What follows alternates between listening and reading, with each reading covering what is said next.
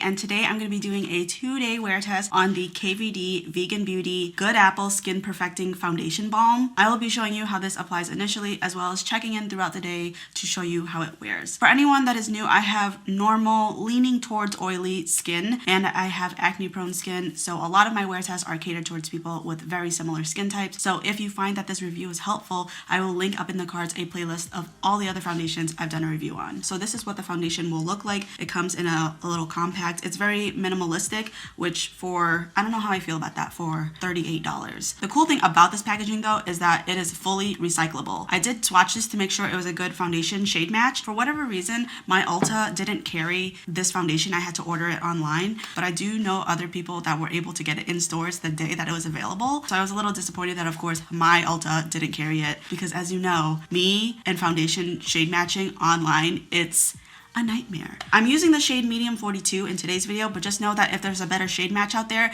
I don't know about it because I wasn't able to swatch it and like try it on my face to compare. I had to do this all online, but from what I remember, I ended up picking the one that said medium skin with warm undertones. I also wanted to show you, I swear I'm gonna put this foundation on eventually. I went on both Sephora and Ulta's shade finder so I can get an idea of what foundations to pick from. Usually Sephora is a little bit more accurate, at least for me. So I wanted to show you the model that they picked. So I picked for my foundation match to use the Maybelline Superstay in Natural Beige because that is pretty much my perfect foundation. I want to show you the model that they shade matched me with. In what world do I look like this woman? She is so much darker than me. I couldn't even look this dark even if I tanned every single week. So it ended up just being up to me to figure out my shade. I just wanted to tell you that story to explain to you that if this foundation shade is not a match, I truly tried. So the way I like to do my wear test on day one is half my face I will be using primer and then the other half I won't, to see if primer makes a difference. Today I'm going to be using the HelloFab Coconut Skin Smoothie Primer Moisturizer. When I do foundation wear tests, none of the products that I use are ever going to be new. I like only the foundation to be new because if something doesn't work and I use a bunch of new products, I can't really pinpoint which one it is. So at least in this case, I'll be able to know.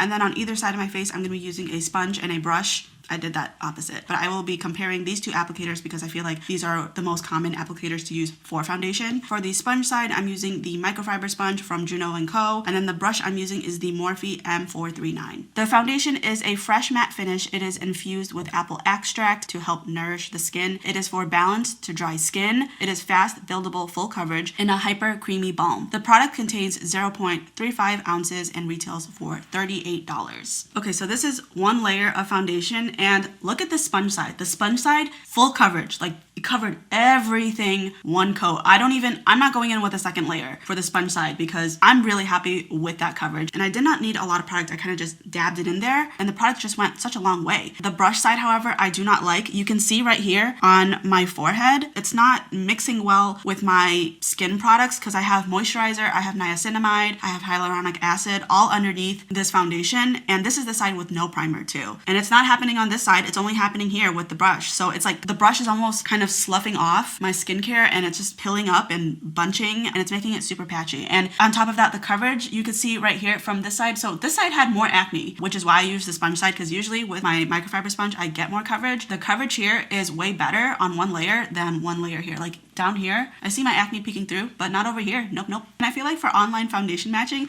I did a pretty good job, right? Aren't you proud of me? Don't think that this is going to be consistent because it's not. I just got very lucky in this instance. I'm sure the next time that I online shade match myself, it'll be a disaster. So for me, the sponge is 100% the way to go. I'm actually going to go ahead and use the sponge for this side just because I don't like the situation happening right here. So I'm just going to very lightly tap this and I'm only going to go over the problematic areas that need a little bit more coverage just to even out the sides. By the way, if you're wondering the texture of this, I described it before in my haul video, but I said if you compared it to say the e.l.f. Poreless Putty Primer, it feels like this, but if it was sitting in a hot car for hours and the balm melted because of the direct sunlight that was on it. When you touch this balm, you kind of have to get really into it to get quite a bit of product. Whereas if you touch this one, it picks up on product really easily. I'm just gonna apply this to my forehead real quick. As I touch it, I feel it instantly melting. So hopefully that was helpful for you.